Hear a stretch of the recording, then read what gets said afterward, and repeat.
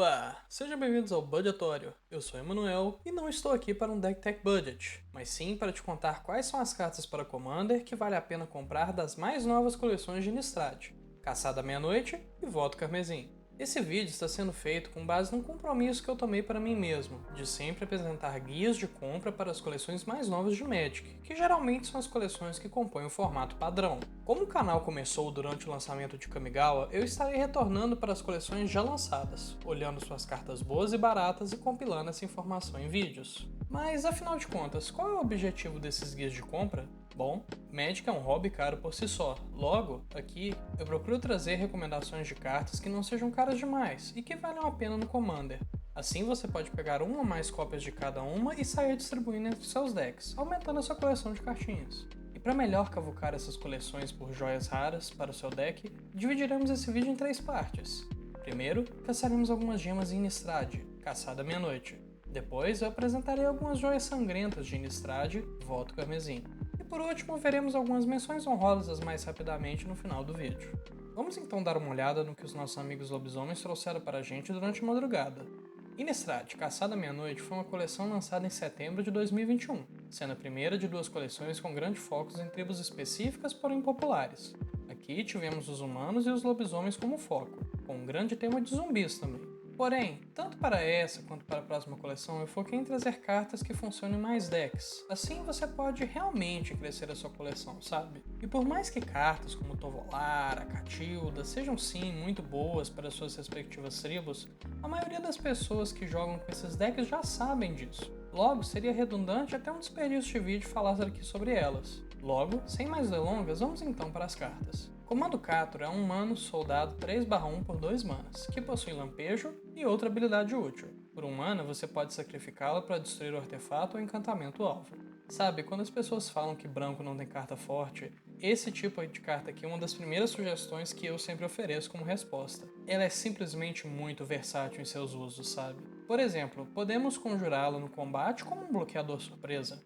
Podemos sacrificá-la para gerar um efeito de quando uma criatura morre ou quando deixa o campo de batalha. E aí, quando ela estiver no cemitério, podemos usar todas as incontáveis cartas brancas que retornam permanentes de custo 3 ou menos para o campo de batalha. E isso tudo que eu falei são apenas sinergias adicionais e estratégias alternativas. O chão dessa carta é sempre muito bom, pois ela é no mínimo um desencantar, o que é uma carta muito viável no Commander. Rito de Harmonia é um instantâneo de 2 manas com Recapitular 4, que nos compra cartas sempre que uma criatura ou encantamento entra no campo de batalha sob o nosso controle. Primeiro, ela não diz em lugar algum que tem que ser encantamentos ou criaturas não ficha. Logo, todos os decks tipo Gave ou Gired podem capitalizar profundamente em cima disso. Porém, não é segredo para ninguém que decks de encantamento também gostam de comprar muitas cartas. Logo, ter a possibilidade de fazê-lo 2 vezes, com muita pouca possibilidade de resposta, já que se trata de uma instantânea e não de uma permanente, né? É bem grande, sabe? E sim, eu estou olhando para todos vocês, encantamentos que geram fichas, que vão criar montanhas e montanhas de vantagens de cartas sempre que o rito for conjurado. Incendiar a Casa é um feitiço de 5 manas que nos deixa escolher uma de 2 habilidades. A primeira dá 5 de dano em cada criatura e planinauta, e a segunda nos cria 3 fichas de criatura do tipo Diabo que dão 1 de dano em qualquer alvo quando morre. O primeiro modo é o principal motivo dela estar aqui. E sim, cartas como Ato Blasfemo e Reação em Cadeia existem e dão mais dano em geral. Porém, em primeiro lugar, redundância de efeitos de Commander pode ser algo desejado, e em segundo lugar, nenhuma das duas causa dano em planinautas. E às vezes, o único efeito que resolve a sua vida num jogo de Commander seria dar 5 de dano em cada um deles. Em resumo, é um efeito que pode não vir à tona na maioria dos jogos, mas que quando é útil, simplesmente vira o jogo. Criar 3 fichas também não é mau negócio, pois temos vários comandantes de fichas que gostariam de ter mais 3 corpos no campo de batalha, ou até mesmo comandantes que interagem com esse dano causado. Oportunista Mórbida é um humano ladino 1/3 por 3 manas, que nos compra uma carta sempre que a primeira criatura de cada turno morre. E eu sei que muitas pessoas não gostam desses efeitos que ocorrem apenas uma vez por turno, pois limita o potencial na carta no Commander. Porém, nesse caso, se trata de uma habilidade super fácil de desencadear todo turno de propósito, e às vezes até mesmo os nossos oponentes terminam nos dando algumas compras de cartas acidentalmente, sabe? É uma criatura super barata que se destaca muito em decks que sacrificam suas próprias criaturas, também conhecido como aristocratas. e frequentemente ela vai encher a sua mão de cartas com muito pouco esforço. Sarif, presa da Vibra, é um humano bruxo por 4 manas que pode virar e desvirar a criatura ou terreno alvo que você controla. O que é bastante interessante, pois suas outras habilidades dão toque mortífero para criaturas viradas que você controla e resistência à magia para outras criaturas desviradas que você controla. A nossa amiga aqui ajuda bastante com algumas coisas que são problemáticas para decks verdes e agressivos, pois ela supre a falta de ímpeto na cor, protegendo as nossas criaturas que não podem atacar, e dá um tipo de evasão para as criaturas que estão atacando. Sempre que tivemos alguma carta versátil assim no passado para decks verdes de criaturas, nunca foi mau negócio. E eu não acho que aqui seja diferente.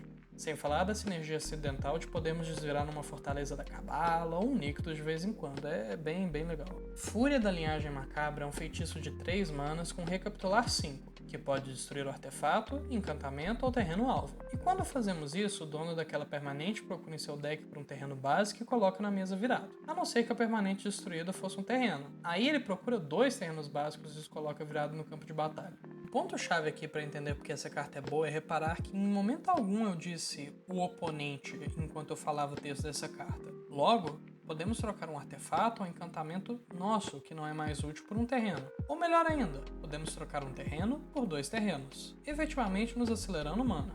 E por mais que existam cartas que façam essas coisas por menos mana ou façam melhor, a flexibilidade aqui é suprema, pois pode ser uma carta que lida com ameaças dos oponentes ou que amplifica as nossas. O que é exatamente algo que um deck vermelho e verde de terragem, por exemplo, procura, como um Ominaf, ou um Ominaf, e até mesmo, acredite ou não, um Ominaf. Por último, Pira Catártica é um instantâneo por 2 manas que pode dar 3 de dano na criatura ou planinauta alvo, ou descartar até 2 cards e nos comprar aquela quantidade de cards. Isso é muito bom, pois dar dano em criaturas e planinautas é muito bom. Que nem já estabelecemos aqui com Queimar a Casa. E também porque frequentemente decks vermelhos gostariam de trocar suas cartas mortas na mão por coisas mais úteis, como 2 montanhas por qualquer outra coisa, sinceramente. E também, assim, no passado, eu já me deparei com muita gente duvidando da utilidade de 3 de dano. Então eu trouxe algumas estatísticas aqui dessa vez. Checando o site EDHREC, a maior base de dados online do Commander, podemos ver que quase 40% dos comandantes que são mais populares dos últimos 2 anos morrem para 3 de dano. E quase metade das criaturas mais populares também. E se você está gostando do vídeo até aqui, eu peço que deixe um gostei para gerar mais engajamento. Que se inscrevam caso não sejam inscritos e não se esqueçam de ativar o sininho para receber uma notificação sempre que sair um novo vídeo. Bom, agora vamos para a parte 2 do vídeo. Nistrad, Voto Carmesim foi uma coleção lançada em novembro de 2021, sendo a segunda de 2 coleções com um grande foco em tribos específicas. Porém aqui tivemos os vampiros e os espíritos em foco, com um grande tema de zumbis de novo.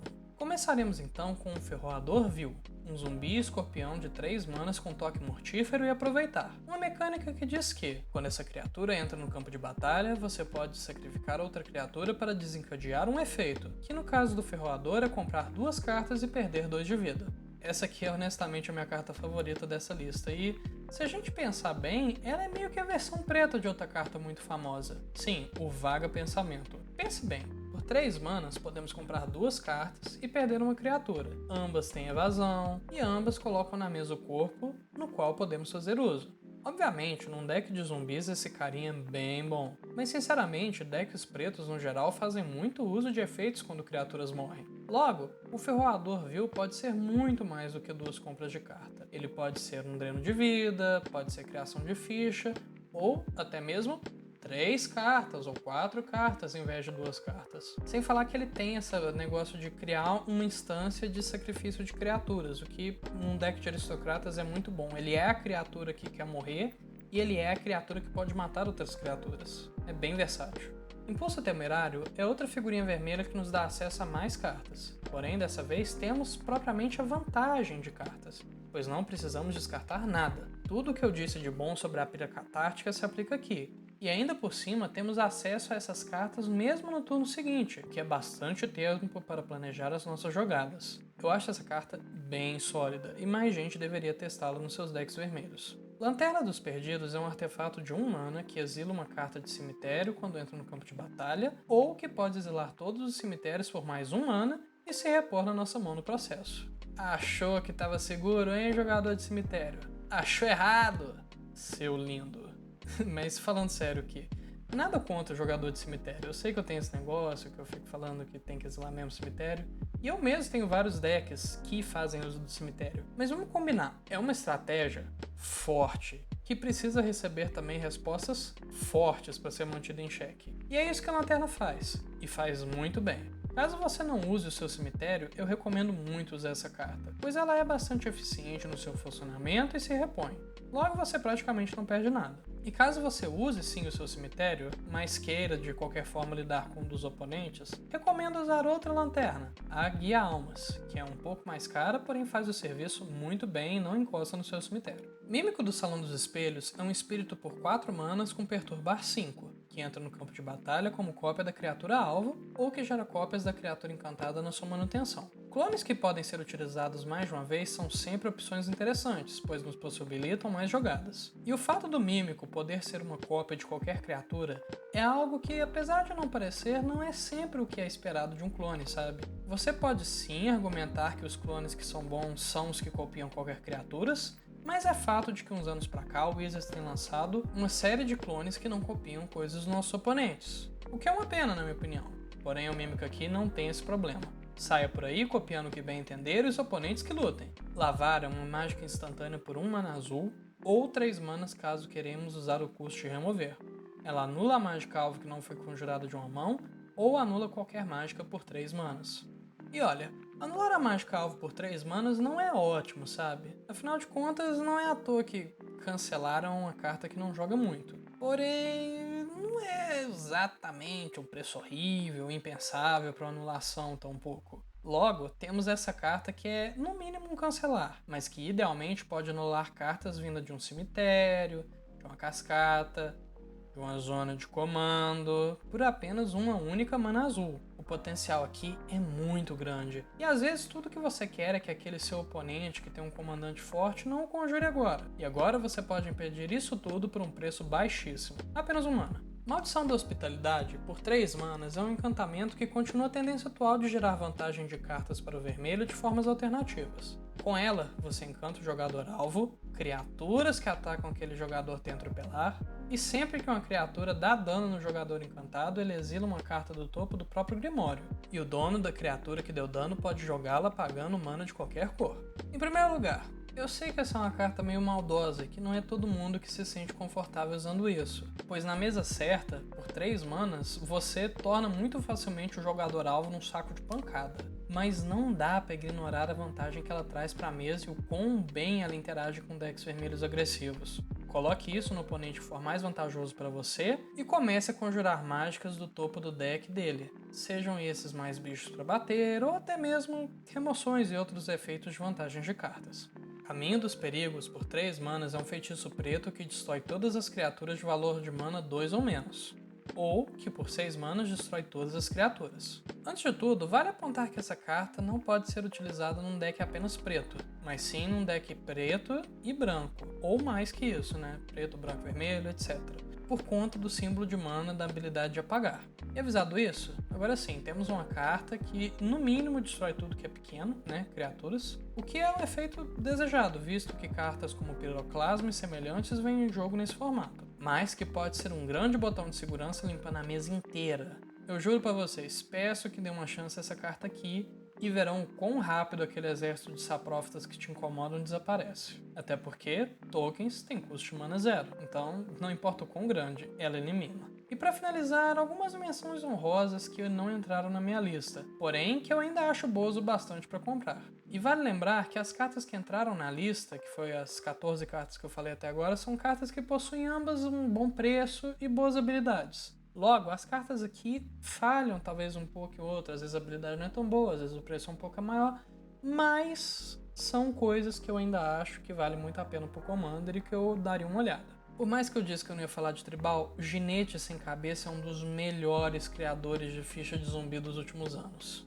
Gissa, a ressuscitadora gloriosa, impede habilidades de cemitério de funcionarem e nos gera vantagem no campo de batalha criando tokens que são cópias dos nossos criaturas inimigos com decaído. Liesa, Arcanjo Esquecido, também atrapalha cemitérios. Porém, ela também volta às nossas criaturas e tem um corpo sólido para atacar ou defender. É um grande voador 4/5 com um lifelink. Invocações de Sigarda é uma finalização e tanto para decks de marcadores brancos, que são relativamente comuns até, sabe? Ela aumenta bastante a criatura e da evasão é bem bacana. Me lembrando muito que aquele encantamento branco de 5 manas que transforma tokens em anjos é para decks de tokens, né? Só que aqui para decks de marcadores mais um. E pensamentos dispersos é como um fato ou ficção, que o oponente não tem escolha para onde as cartas vão. Você olha em vez do oponente. Mas que ela troca isso olhando 4 cartas em vez de 5, que seria o que o oponente olharia. E você sempre fica com 2, você não pode chegar a ficar com 3. Mas às vezes eliminar o seu oponente dessa jogada, você tira a capacidade dele de escolher, é bem sólido, é uma instantânea, 4 mana, é basicamente, igual eu falei, um fato ou ficção. Eu acho que é de certa forma, um upgrade, dependendo do deck, sabe? E bom, por hoje é isso. Você pode encontrar as cartas que eu falei aqui na Liga Magic, né? Foram 14 cartas, né? 7 de Crimson Vow e 7 de Midnight Hunt, e mais as cartas extras que eu não contei exatamente, né? E o vídeo de hoje ele foi mais tranquilo que o normal, pois eu estou me preparando para a nova Capena e, no geral, esses vídeos de lista me deixam descansar mais, eu realmente estou precisando. Em breve veremos no canal alguns decks legais com cartas novas e certamente trarei um vídeo de compras da nova coleção 3 semanas após o seu lançamento, que é o momento mais otimizado para comprar. Também trarei eventualmente vídeos sobre Kaldheim e sobre Strixhaven, mostrando as cartas que valem a pena daquela coleção. E caso tenha gostado dessa experiência, deixa um like e compartilhe. E caso você ache que faltou alguma carta budget que você usaria, comente abaixo. Vamos usar esse espaço para uma discussão civilizada entre jogadores e lembre-se que eu costumo responder os comentários dos meus vídeos. Inclusive um adendo, eu gostei bastante do feedback do Tatsunari, respondi uma galera, vocês são um amorzinho, valeu. E obrigado pela sua atenção e até lá, esse foi o guia de compras budget de ambas as coleções de Innistrad. Eu sou o Emanuel e esse é o Budgetório. Até mais!